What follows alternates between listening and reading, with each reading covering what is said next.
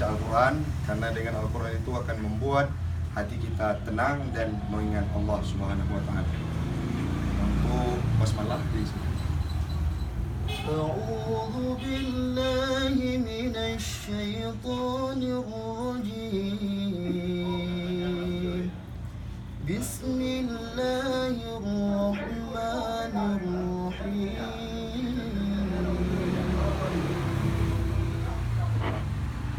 الرحمن علم القرآن خلق الإنسان علمه البيان الشمس والقمر بحسبان والنجم والشجر يسجدان والسماء رفعها ووضع الميزان ألا تطغوا في الميزان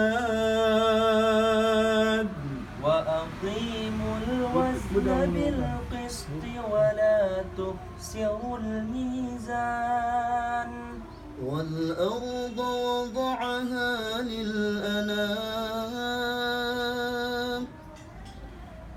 فيها فاكهة والنخل ذات الأكمام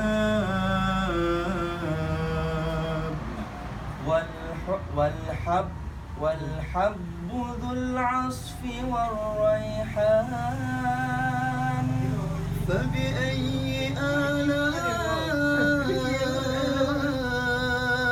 ربكما تكذبان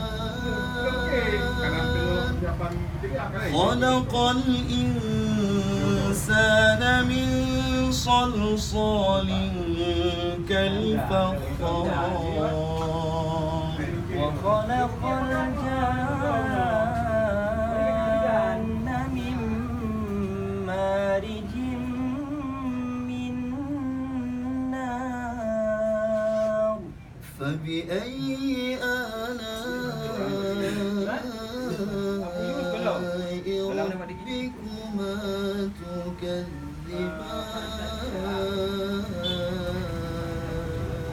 صدق الله العظيم. I'm not lady, you know.